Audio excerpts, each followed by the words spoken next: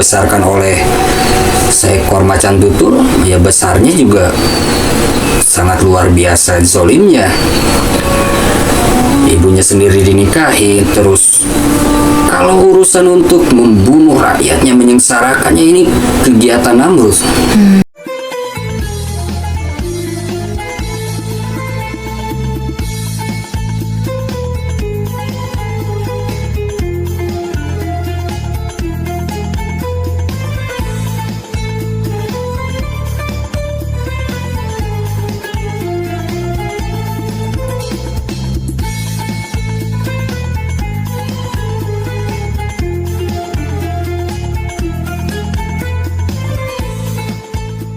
Wabarakatuh. Innal hamdalillah nahmaduhu wa nasta'inuhu wa nastaghfiruh wa na'udzu billahi min shururi anfusina wa min sayyiati a'malina may yahdihillahu wa la yudhlil fala hadiyalah. Amma ba'd. Subhanallah, alhamdulillah, wa la ilaha illallah, wallahu akbar. Allahumma sholli ala sayyidina Muhammad wa ala ali sayyidina Muhammad. Alhamdulillah sahabat semua, kita berjumpa lagi di acara obrolan Suriah, subuh ceria dan barokah. Mudah-mudahan di kesempatan subuh hari ini kita senantiasa dalam keadaan sehat walafiat dan senantiasa dalam kemudahan-kemudahan yang Allah Subhanahu wa taala berikan. Ya Umi, ada obrolan apa nih di kesempatan subuh hari ini untuk menemani sahabat Suriah di rumah? Ya, Assalamualaikum Abi dan sahabat Surya semuanya. Waalaikumsalam warahmatullahi wabarakatuh. Abi, kita tahu kan sosok Gubernur Jawa Barat saat ini, yaitu Bapak Deddy Mulyadi, sedang tren masalah kepemimpinan. Yang dianggap Pak Deddy itu sangat baik dalam memimpin, namun di sisi lain ada juga yang menyoroti, katanya itu hanya konten lah, dan banyak kontroversi dengan beberapa kebijakannya. Nah, Bi, bagaimana pandangan Abi nih tentang kepemimpinan dalam sudut pandang Islam? Juga apa boleh kebaikan dijadikan konten? Kita tanggapi pertanyaan yang kedua dulu. Apakah setiap kebaikan boleh jadi konten? Ya, untuk jadi contoh orang lain ya boleh-boleh saja. Seperti kita kan bikin konten juga ini untuk kebaikan tentunya. Kalau misalkan jadi pahala atau tidak, kembali kepada niat masing-masing. Apakah itu karena Allah Subhanahu wa taala sebatas riya atau apapun. Mungkin dari pertanyaan umum, Bapak Gubernur Jawa Barat ini aktivitasnya itu dijadikan sebuah konten. Cuma yang Abi tahu, sebelum menjabat sebagai gubernur kan sudah ada kontennya kan. Kita baru-baru ini mulai nonton acara-acaranya, menarik, bagus, justru jadi cerminan lah untuk berbuat yang terbaik untuk sesama. Khairun nas anfa'uhum linas, kan sebaik-baik manusia itu manusia yang paling bermanfaat bagi orang lain kan. Yaitu untuk menyikapi konten. Jadi banyak hal-hal konten kebaikan yang memang sekarang dunianya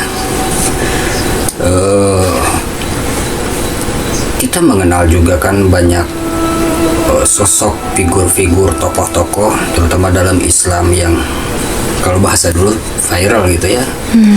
Ini bukan cuma viral lagi tapi melegenda sampai sekarang itu. Bagaimana kisah kepemimpinan Umar bin Khattab radhiyallahu an, terus kepemimpinan gubernur pada zaman kekhalifahan Umar, ada Umar bin Abdul Aziz, Umar bin Abdul Aziz, juga Amr bin As, gubernur pada masanya Khalifah Umar bin Khattab radhiyallahu an. Itu kebaikannya nyampe sampai sekarang tuh. Ada cerita-ceritanya, ada riwayat-riwayatnya. Nah,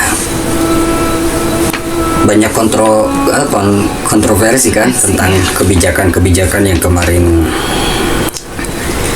sempat kita simak, seperti penghapusan wisata-wisata yang diadakan di sekolah-sekolah. Ya baru menjabat 1 tahun mungkin, terus tidak mungkin seluruhnya pro, pasti ada kontra juga, apalagi dalam dunia politik di Indonesia demokrasi pasti ada yang pro, ada yang kontra, dan perlu juga sebenarnya ya ada oposisi itu sebagai pengingat agar kita tidak terlalu cinta buta juga. Tapi sempat mempelajari sedikit biografi dan mengikuti juga konten-kontennya. Ya. Nanti kita sikapi dengan sangkut paut dalam kepemimpinan dalam sudut pandang agama Islam yang tadi Umi pertanyakan. Ya. Sedikit biografi dari Bapak Gubernur kita ini, Bapak Gubernur Jawa Barat, Bapak Haji Deddy Mulyadi, yang lahir pada 11 April 1971 dari pasangan Ibu Karsiti dan ayahnya Ahmad Suryana.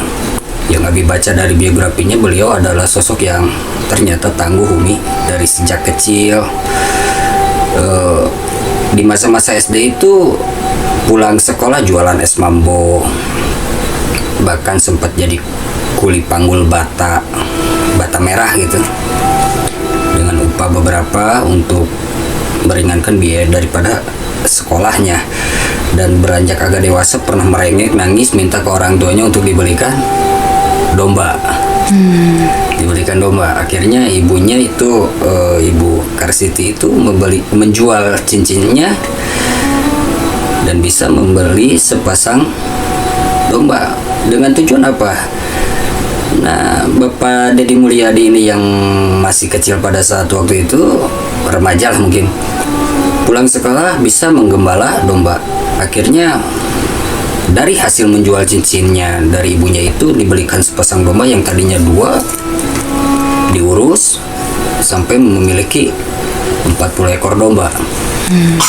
Dan bisa membiayai sekolah, juga membantu daripada ekonomi keluarga. Jadi tangguh juga gitu sosoknya. Di masa SMA pernah nyambi jadi tukang ojek. Jadi sudah mandiri sejak kecil. Dan sempat mau masuk akabri, tidak lulus, hingga ikut ke kakaknya ke Purwakarta, hidup di sepetak kontrakan. Dan dari biografi yang Abi baca, yang bikin Abi salut itu, Mi, di kontrakannya itu kan cuma ada 1 tikar untuk tidur. Dan Bapak Deddy Mulyadi yang masih sangat muda itu tidur di terasan tanpa alas tikar, dan membuatnya jarang lelap tidur dan suka terbangun di malam hari. Akhirnya berpikiran daripada bangun di malam hari tanpa ada aktivitas lain, beliau menunaikan dan menjaga sholat tahajud sepanjang itu. Itu yang bikin termotivasi juga buat Abi ya. Dengan kemandiriannya akhirnya berusaha masuk ke salah satu fakultas tinggi hukum di Purwakarta, diterima di sana, dan sempat aktif juga di beberapa organisasi seperti HMI, pernah menjabat juga sebagai Ketua HMI Cabang Purwakarta di tahun 1994, di tahun 1997 sampai 1998 kalau tidak salah, aktif di organisasi-organisasi buruh seperti SPSI dan KSPSI, dan memulai karir politiknya itu di tahun 1999 menjadi anggota DPRD di Kabupaten Purwakarta, dan sempat menjadi bupati ya, yang kita tahu. Sempat menjadi bupati juga di tahun 2008 dan kembali menjadi bupati di periode 2013 sampai 2018. Dan jenjang karirnya masuk ke anggota DPR RI, yang sempat kita lihat konten-kontennya kan. Dari hasil kontennya, dari hasil jabatannya, beliau gunakan benar-benar untuk kesejahteraan masyarakat yang Abi lihat. Setelah dari anggota DPR RI maju ke Pilgub Jawa Barat di bawah salah satu partai, akhirnya terpilih di tahun 2000 24 kemarin dengan raihan 62%, kurang lebih 14 juta suara yang diraih. Berarti begitu banyak dukungan, begitu banyak masyarakat yang mengaminkan agar sosok Bapak Deddy Mulyadi ini menjadi pemimpin di Jawa Barat, dan sekarang beliau menjadi pemimpin Jawa Barat, menjadi gubernur Jawa Barat. Kalau masalah pro kontra tentang konten itu Abi tidak terlalu bahas terlalu jauh, dan itu hanya pandangan-pandangan antara masyarakat yang suka dan tidak suka. Memimpin, Umi tahu nggak penduduk Jawa Barat ini ada berapa? Kurang lebih 51 juta penduduk, itu hasil data sensus 2025. 51 juta jiwa. Iya. Brunei sebuah negara itu kurang dari 500.000 jiwa penduduknya. Terus kurang lebih Brunei itu 466.000 jiwa. Itu sebuah negara. Malaysia 36 juta jiwa, masih di bawah Jawa Barat. Yang sering konflik itu tuh, yang suka baja zolim terhadap orang-orang tuh negara Israel itu hanya 10 juta jiwa. 10 juta jiwa. Jawa Barat 51 jiwa. Itu belum satu negara ya, Bia? Belum satu negara. Cuma makanya satu provinsi. Kalau misalkan untuk memimpin begitu banyak penduduk, 51 jiwa, ya pasti banyak juga yang pro kontra. Iya. Di Indonesia ini 285 juta jiwa hasil sensus terbaru tahun 2025, dan 51 juta jiwanya ada di Jawa Barat yang di bawah kepemimpinan Bapak Deddy Mulyadi sebagai gubernur. Ngurus santri aja ada berapa, 40 kepala, 100 kepala kan pusing, apalagi ini 51 juta jiwa yang harus merasakan bagaimana keadilan, kesejahteraan, kesetaraan, dan itu benar-benar harus terasa. Nah, kita akan bahas sangkut pautnya dengan bagaimana sih kepemimpinan dalam sudut pandang agama Islam. Dalam sudut pandangan agama Islam, memimpin secara adil itu sangat ditekankan. Selain banyak fadilah dan keutamaan yang akan diraih, juga sebagai tuntutan dari Allah Subhanahu wa taala dan Rasulullah sallallahu alaihi wasallam, karena dari setiap kepemimpinan akan dimintai pertanggungjawaban di hadapan Allah Subhanahu wa taala. Memimpin apa sih? Mau memimpin jadi kepala negara, kepala daerah, menjadi lurah, camat, RW, bahkan RT, bahkan keluarga pribadi pun sebagai pemimpin akan dimintakan pertanggungjawaban di hadapan Allah Subhanahu wa taala. Nah, bagi pemimpin-pemimpin yang adil akan mendapat raihan yang begitu luar biasa. Pahala-pahala yang begitu luar biasa yang akan didapat. Salah satunya dari 7 golongan yang akan mendapat naungan di hari kiamat langsung dari Allah Subhanahu wa taala. Peringkat pertama itu yaitu imamun adil, pemimpin yang adil. Jadi pemimpin yang adil ini akan mendapat naungan langsung dari Allah Subhanahu wa taala di hari kiamat, di saat orang semua kepanasan, kepayahan, kebingungan, dan pemimpin-pemimpin adil ini akan mendapat naungan dan perlindungan langsung dari Allah Subhanahu wa taala. Yang kedua, dicintai Allah dan Rasulullah sallallahu alaihi wasallam. Yang ketiga, mendapat kedudukan tinggi di sisi Allah Subhanahu wa taala, mendapat pahala besar disandingkan seperti ibadah selama 60 tahun. Juga pemimpin yang adil itu doanya mustajab, tidak tertolak. Dari hadis Rasulullah Shallallahu Alaihi Wasallam, 3 golongan yang tidak akan tertolak doanya. Yang pertama adalah pemimpin adil. Yang kedua adalah orang yang berbuka puasa. Yang ketiga adalah orang yang terzolimi. Ini 3 golongan doa yang tidak akan ditolak oleh Allah Subhanahu wa Ta'ala. Makanya hati-hati nih dengan 3 golongan ini. Yang pertama, imamun adil, pemimpin yang adil.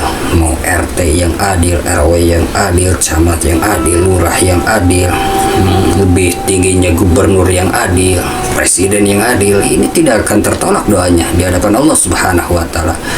Juga doa-doa yang berbuka puasa dan orang-orang yang terzolimi. Makanya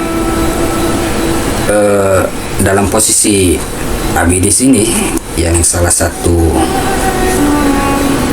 masyarakatnya yang di bawah kepemimpinan Bapak Deddy Mulyadi ini memang tidak secara aktif dulu mendukung, ya netral-netral saja, dan setelah menjadi pemimpin ya tercurah doa, mengalir doa agar Allah Subhanahu wa Ta'ala menjaganya senantiasa adil dan kepemimpinannya bisa menjalankan amanah sebaik-baiknya. Kita sebagai masyarakat, khususnya pribadi, sangat mendoakan. Dan apa yang diharapkan dari sosok gubernur ini? Yang pertama, mudah-mudahan Bapak Gubernur kita ini menjadi kriteria yang masuk dalam kriteria imamun adil. Berarti doanya tidak tertolak, bukan mau minta bantuan, tapi minta doa mudah-mudahan Allah Subhanahu wa Ta'ala memudahkan setiap langkah kami. Terus Bapak Deddy berkenan mendoakan mudah-mudahan ahli keluarga kami ini sehat. Juga mudah-mudahan santri-santri yang kami ajari di sini Allah Subhanahu wa Ta'ala bimbing langkahnya menjadi orang-orang yang bermanfaat bagi agama, bagi masyarakat, bagi bangsa. Mudah-mudahan dengan doa pemimpin yang adil, jaminan dari Rasulullah Shallallahu Alaihi Wasallam tidak akan tertolak. Apalagi peringkat pertama doa yang tidak akan tertolak itu adalah pemimpin yang adil. Nah, maka ketika banyak fadilah, keutamaan yang begitu luar biasa, pahala yang begitu luar biasa yang diberikan Allah Subhanahu wa Ta'ala menjadi para pemimpin atau tokoh-tokoh pemimpin Islam meraih derajat itu, yang derajat ini nggak bisa diambil sembarang orang. Mendapat naungan langsung dari Allah Subhanahu wa Ta'ala. Ranking pertama imamun adil, yang kedua dicintai Allah Subhanahu wa Ta'ala dan Rasulullah Sallallahu Alaihi Wasallam, yang ketiga mendapat kedudukan tinggi di sisi Allah Subhanahu wa Ta'ala, pahalanya besar seperti orang yang beribadah selama 60 tahun, doanya tidak tertolak. Makanya daripada tokoh-tokoh pemimpin-pemimpin Islam yang selama ini kita tahu, para nabi yang memimpin, Nabi Daud, Nabi Sulaiman, Rasulullah Sallallahu Alaihi Wasallam, bahkan ada Iskandar Zulkarnain, begitu memimpin sangat adil, karena yang diraihnya adalah pahala langsung dari Allah Subhanahu wa Ta'ala yang tadi disebutkan. Juga kita pernah atau mungkin sempat menyimak bagaimana kepemimpinan daripada khalifah kedua Islam, yaitu Umar ibn Khattab radhiyallahu an. Umar bin Khattab radhiyallahu an yang lahir 584 Masehi dari suku Bani Adi, khalifah kedua Islam setelah Abu Bakar As-Siddiq radhiyallahu an, terkenal dengan ketegasannya, keberaniannya, dan keadilannya dalam memimpin. Satu, Umar bin Khattab ini membagi kepemimpinannya menjadi kalau kita katakan provinsi-provinsi per wilayah-wilayah. Jadi satu wilayahnya itu disimpan satu pemimpin sebagai gubernur yang mencakup negara-negara Jazirah Arab, sebagian timur Romawi dan Persia, itu dalam kepemimpinan Umar bin Khattab.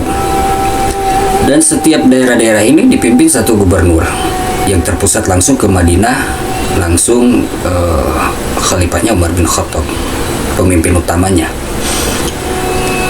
Nah, pernah kita dengar juga bagaimana Umar bin Khattab belusukan.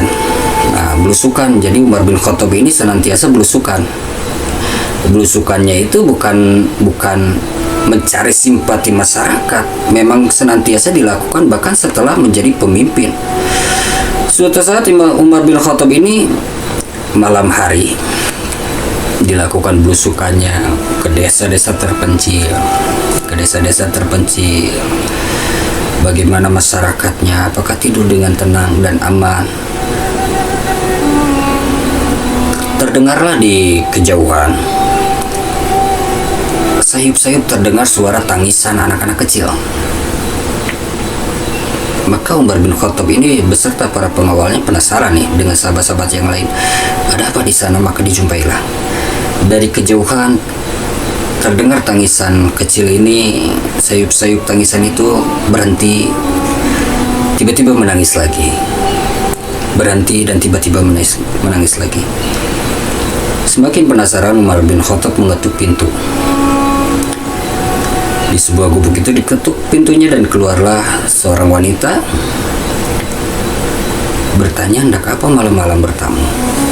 Maka sang khalifah ini bertanya, kenapa anakmu menangis? Maka dijelaskanlah oleh si wanita tersebut, sebenarnya anak-anak kami menangis ini karena lapar. Seharian mereka tidak makan, dan malam ini mereka begitu lapar. Saya memasak sesuatu agar anak-anak kami ini merasa tenang dan tertidur kembali. Maka Umar bin Khattab radhiyallahu anhu bertanya, apa yang kau masak? Aku memasak batu. Bayangkan, coba berbohong untuk menenangkan anak-anaknya agar seakan-akan ibunya sedang memasak makanan yang enak. Namun beberapa selang terbangun lagi karena lapar, menangis lagi. Dan sempat mencela, wanita ini mencela dengan kepemimpinan Umar bin Khattab radhiyallahu anhu. Sungguh celaka Khalifah Umar bin Khattab radhiyallahu anhu membiarkan masyarakatnya atau membiarkan aku kelaparan. Maka Umar bin Khattab ini berlalu berpamitan dan tunggu sebentar, kami akan kembali lagi. Berjalan dengan tetesan air mata, begitu terpukul karena telah membiarkan salah satu daripada warganya, masyarakatnya kelaparan. Lalu menjumpai Baitul Mal dan mengambil gandum, keperluan untuk wanita dan anak yang tadi dijumpai, dan dipikul sendiri. Para pengawalnya melihat kejadian itu menawarkan jasa, wahai Khalifah, biarkan aku yang mengangkat beban ini. Maka apa jawab Khalifah Umar bin Khattab radhiyallahu anhu? Apakah kalian ingin menerima murka Allah Subhanahu wa taala? Sesungguhnya ini adalah bebanku. Beban ini tidak seberapa dibandingkan murka Allah Subhanahu wa taala, karena seorang pemimpin telah membiarkan salah satu daripada masyarakatnya kelaparan. Maka Umar bin Khattab radhiyallahu an membawa, kalau bahasa kita tuh sembako, gandum dan segala kebutuhan itu di pundaknya, dan kembali ke rumah itu. Bahkan bukan cuma membawa, tapi memasakkan untuk ahli keluarga itu dan menghidangkan makanannya. Setelah kejadian itu berlalu, Umar bin Khattab memberikan pesan kepada si ibu ini, wahai ibu, besok datanglah ke Baitul Mal, jumpailah Khalifah Umar bin Khattab. Jadi si ibu ini nggak tahu bahwa yang datang itu Umar bin Khattab. Jumpailah Umar bin Khattab dan kau akan mendapatkan hak, kalau kita itu jatah harian untuk makan. Maka berlalulah Umar bin Khattab. Keesokan harinya si ibu beserta anak-anaknya datang ke Baitul Mal dan bertanya, saya diperintahkan oleh seseorang untuk menjumpai Umar bin Khattab radhiyallahu anhu. Maka maka ditunjuklah oleh salah seorang, mungkin ditunjuk di sebelah sanalah Khalifah Umar bin Khattab berada. Ketika dijumpai, ternyata yang dijumpainya itu orang yang tadi malam membawa sembako, bahkan sempat dicacinya, bahkan sempat memasakkan hidangan untuknya.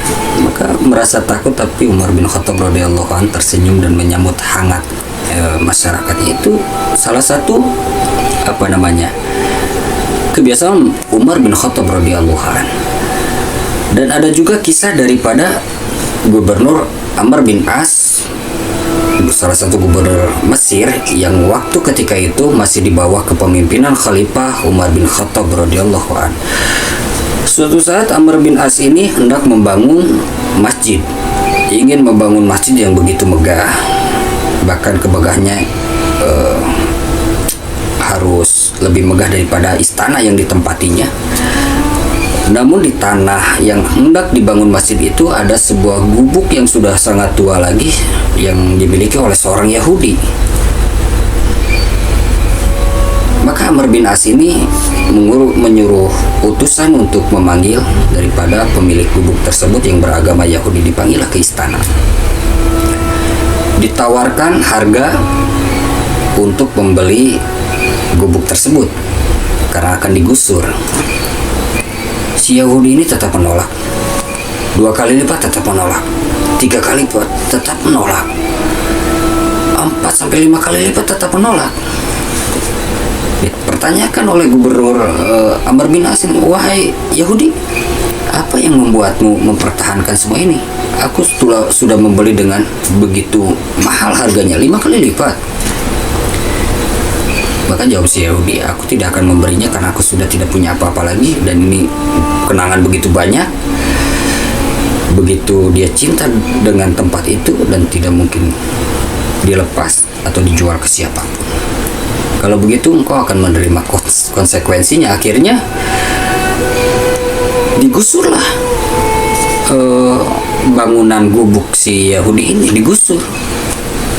Meneteslah air mata melihat apa yang telah dilakukan oleh Amr bin As ini. Namun tidak putus asa, si Yahudi ini berpikir di atas jabatan gubernur ini masih ada khalifah yang paling tertinggi. Maka jauh-jauh dari Mesir itu datang ke Madinah untuk menemui Umar bin Khattab radhiyallahu anhu. Masuklah ke Madinah dan mencari di mana sosok Umar bin Khattab radhiyallahu anhu. Dipertanyakan kepada orang-orang di sana. Akhirnya disuruh Umar bin Khattab itu senantiasa berada di masjid. Ketika masuk ke Masjid Nabawi, di halaman ada seorang pria yang sedang duduk di bawah pohon kurma.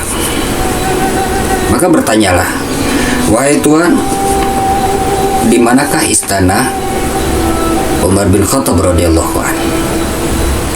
Dan di manakah pengawal-pengawalnya, bala tentaranya di mana?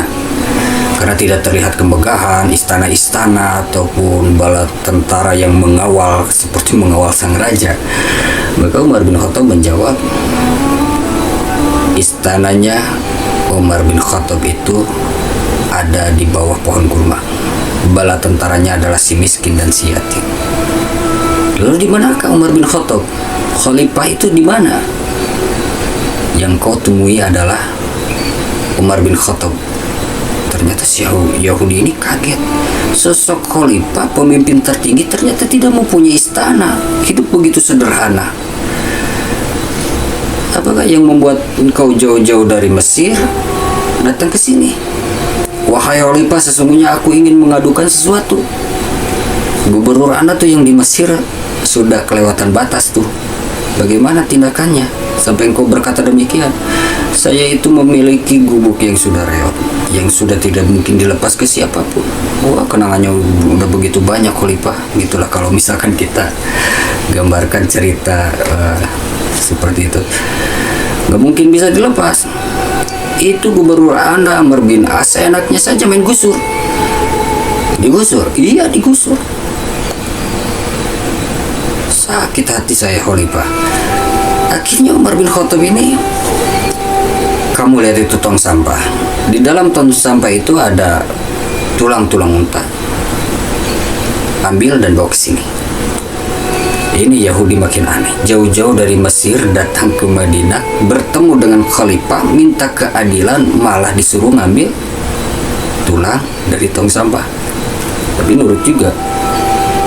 Diambillah tulang tersebut, diberikan kepada Khalifah Umar bin Khattab radhiyallahu an. Maka Umar bin Khattab radhiyallahu an menggaris tulang itu dengan begitu lurus dari atas sampai ke bawah, dan di tengah-tengahnya dibikin garis juga dari kiri ke kanan dengan pedangnya Umar bin Khattab radhiyallahu an. Wahai Yahudi, berikanlah tulang ini kepada Amr bin As, sampaikanlah engkau telah menemui Umar. Yahudi makin aneh. Ya Khalifah, jauh-jauh dari Mesir saya datang ke Madinah ini mau meminta keadilan, tapi engkau malah memberikan tulang yang diberikan garis. Apa jawab Khalifah? Keadilanmu akan terjawab dengan pesan yang aku sampaikan melalui tulang ini. Berikanlah. Dengan kebingungan, di jalan masih ngomel-ngomel. Ini jauh-jauh dari Mesir ke Madinah cuma dapat tulang ini. Ini sebenarnya apa? Kepemimpinan seperti apa ini? Madinah, Mesir kembali lagi. Ketika sampai di Mesir, dia temui Amr bin As yang menjadi gubernur pada waktu itu.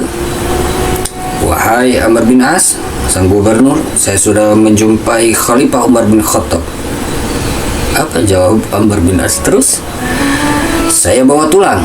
Masih aneh juga sebenarnya, tidak pede juga sih Yahudi, saya bawa tulang. Apakah ngepek atau enggaknya nggak tahu. Ketika diberikan tulang itu, diterima oleh gubernur Amr bin As radhiyallahu an. Amr bin As begitu pucat dan gemetar.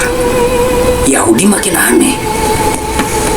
Diberikan tulang, langsung pucat dan gemetar. Itu masjid yang hendak mau dibangun, lalu diperintahkan untuk dirobohkan kembali dan dibangun lagi, gubuk si Yahudi. Ketika perintah itu sudah disampaikan, Yahudi bilang, nanti dulu wahai gubernur, jangan main bongkar saja nih, saya masih aneh nih. Dengan kejadian ini saya masih aneh. Apanya yang aneh? Ketika saya datang ke Khalifah Umar bin Khattab dan hanya memberikan ini, dan engkau langsung gemetar ketakutan hingga memerintahkan untuk membongkar masjid dan mengembalikan gubukku lagi. Jangan dulu dibongkar, wahai gubernur, aku ingin jawaban dulu. Akhirnya dijawab oleh Amr bin As, engkau tahu tidak, dalam tulang ini begitu pesan yang sangat mendalam.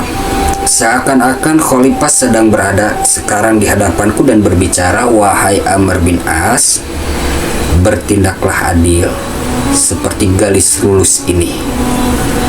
Jikalau engkau tidak bisa berbuat adil, maka aku akan meluruskanmu dengan pedangku. Gemetar Amr bin As. Yahudi makin aneh. Kalau begitu, aku wakafkan tanahku wahai gubernur, dan aku masuk Islam. Dengan keadilan dan keadilan para pemimpin dari tokoh-tokoh Islam, selain daripada mensejahterakan rakyatnya, juga menjadi asbab hidayah, mengenal Allah Subhanahu wa Ta'ala. Kita mengenal juga dari kisahnya Umar bin Abdul Aziz. Umar bin Abdul Aziz itu kekhalifahan Umayyah yang lahir 682 Masehi, bahkan para ahli sejarah menyandingkannya seperti Umar kedua. Nah, Umar bin Abdul Aziz ini sangat adil, mensejahterakan rakyat dan begitu hati-hati. Suatu saat Umar bin Abdul Aziz ini sedang mengurus arsip-arsip daripada negara. Malam hari, tentunya pakai minyak, kan kalau dulu penerangan masih pakai minyak gitu kan. Di istananya itu pakai minyak agar terang. Datanglah anaknya. Assalamualaikum wahai ayah. Waalaikumsalam. Kenapa engkau malam-malam kesini? Aku mau mengobrol denganmu. Urusan apa? Maka anaknya menjawab, ini urusan keluarga ya, urusan pribadi. Seketika Umar bin Abdul Aziz itu memadamkan lampu istana. Lampu minyak istana gelap. Bingung anaknya. Wahai ayah, kenapa engkau matikan lampunya? Wahai anakku, engkau datang ke sini urusan apa? Urusan pribadi. Kamu tahu tidak kalau urusan pribadi, minyak yang kita pakai minyak siapa? Minyak negara, dan itu hasil daripada uang negara. Kita tidak bisa membahas masalah pribadi dengan memakai uang negara. Maka ambillah minyak yang berada di rumah kita, itu jelas punya kita. Bayangkan coba, saking berhati-hatinya. Makanya miris kalau yang terjadi di negara kita, korupsi yang nilainya sangat fantastis. Bahkan ahli-ahli tokoh-tokoh di Indonesia menyatakan kalau tidak ada korupsi, kesejahteraan warga masyarakat Indonesia sangat terjamin. Mudah-mudahan bukan hanya Jawa Barat yang dipimpin oleh Bapak Gubernur Bapak Deddy Mulyadi, juga umumnya Indonesia, Allah Subhanahu wa Ta'ala senantiasa menguatkan pemimpin-pemimpin kita agar senantiasa menjaga amanah bahwa kepemimpinan itu akan dipertanggungjawabkan di hadapan Allah Subhanahu wa Ta'ala. Nah, itu tentang figur kepemimpinan, sangkut pautnya dalam pandangan sudut agama Islam begitu banyak pahala besar luar biasa yang diberikan Allah Subhanahu wa Ta'ala. Maka raihlah pahala itu, sambutlah pahala itu, kecintaan Allah, kedudukan yang tinggi di sisi Allah Subhanahu wa Ta'ala, naungan langsung oleh Allah Subhanahu wa Ta'ala, bahkan mendapat pahala besar seperti orang beribadah 60 tahun juga doanya diijabah oleh Allah Subhanahu wa Ta'ala. Karena dalam sudut pandangan umum agama atau apapun, kepemimpinan itu ada kepemimpinan adil yang dirahmati Allah Subhanahu wa Ta'ala, dan kepemimpinan yang zalim yang akan mendapatkan laknat Allah dan azab Allah Subhanahu wa Ta'ala. Dalam hadis Rasulullah Shallallahu alaihi wasallam ada 3 golongan, Umi. Menurut Rasulullah Shallallahu alaihi wasallam ada 3 golongan yang akan pertama kali dimasukkan ke dalam nerakanya Allah Subhanahu wa Ta'ala. Tester pertama tuh. Yang pertama, pemimpin yang zalim. Makanya Fir'aun laknatullah itu dan tentara pengikut-pengikutnya itu jadi tester tuh dari sekarang. Tester neraka tuh, setiap pagi dan petang dimasukin neraka. Itu pemimpin-pemimpin yang zalim itu orang pertama, golongan pertama yang akan langsung dimasukkan ke dalam nerakanya Allah Subhanahu wa Ta'ala. Yang kedua, orang-orang kaya yang tidak memenuhi hak Allah Subhanahu wa Ta'ala. Dia berharta tapi dia tidak sedekah, tidak membantu sisi kiri, kanan, depan, belakang yang kesusahan. Dia abaikan semua itu. Dia merasa kekayaannya itu akan dibawa mati. Dia tidak tunaikan zakat. Dia tidak memenuhi hak-haknya Allah. Maka itu ada masuk juga golongan pertama yang akan dimasukkan ke dalam nerakanya Allah Subhanahu wa Ta'ala. Yang ketiga, orang miskin yang sombong. Nah, ini yang lebih parah juga. Dia nggak punya apa-apa tapi sombong. Allah Subhanahu wa Ta'ala sangat murka terhadap 3 golongan ini.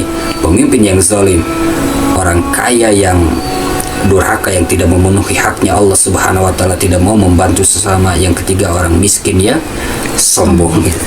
Nah, pemimpin zalim juga ada sejarahnya yang sampai sekarang kita terima riwayat-riwayatnya, kita pernah dengar dari guru, dari para orang tua, bagaimana kepemimpinan Namrud laknatullah.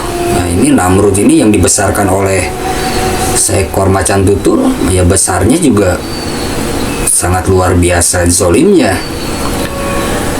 Ibunya sendiri dinikahi. Terus kalau urusan untuk membunuh rakyatnya, menyengsarakannya, ini kegiatan Namrud. Kegiatan Namrud. Kita kenal juga Fir'aun di masa Nabi Musa alaihissalam. Itu kalau makan harus lihat dulu darah Bani Israel mengalir. Dia sembelih Bani Israel setiap mau makan, baru tergugah selera makannya. Bayangkan coba, begitu zolim, sangat menyiksa kepada masyarakatnya. Kebijakan, tindakannya sangat menyiksa. Kita tahu dari sejarah-sejarah kan, Fir'aun itu, Fir'aun laknatullah, mau makan harus lihat darah mengalir dulu. Makanya kita berdoa kepada Allah Subhanahu wa Ta'ala agar senantiasa dikirim pemimpin-pemimpin yang adil, yang dekat dengan Allah Subhanahu wa taala, menjaga ketaatan kepada Allah dan Rasulullah sallallahu alaihi wasallam. Dan kita juga sebagai pemimpin di rumah tangga, pemimpin diri pribadi, dikuatkan oleh Allah Subhanahu wa taala menjalankan amanah sesuai dengan kepemimpinannya. Suami tidak semena-mena terhadap istri, benar-benar menjaga kepemimpinannya agar ruang lingkupnya untuk keluarga, dia jaga kasih sayangnya, dia jaga kesetiaannya, dia jaga bagaimana ahli keluarganya tidak terpeleset terhadap jurang kemaksiatan, kekufuran. Juga misalkan kita memimpin diri sendiri, bagaimana langkah ini kita pimpin kepada jalan-jalan ataupun langkah-langkah yang Allah Subhanahu wa taala ridhoi. Dan itulah sudut pandang tentang kepemimpinan dalam Islam. Jadi tentu kita akan berlomba-lomba meraih bagaimana caranya kita menjadi pemimpin yang adil. Kalau sekupnya sudah ada yang lebih tinggi seperti gubernur terlihat, nah mudah-mudahan ini adil nih. Ya kita dukung dengan doa, mudah-mudahan senantiasa menjaga amanah. Kalau ketemu bukan cuma minta bantuan, kita minta doa. Kita sudah tahu derajatnya kalau pemimpin yang adil itu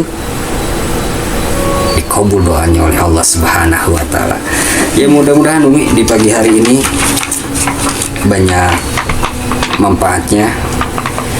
Terima kasih juga untuk sahabat-sahabat Surya yang telah mendukung acara ini, sahabat-sahabat yang telah subscribe konten dakwah Song Asipa agar senantiasa terus berjalan. Terima kasih atas segala dukungannya. Mungkin ini saja yang dapat saya sampaikan.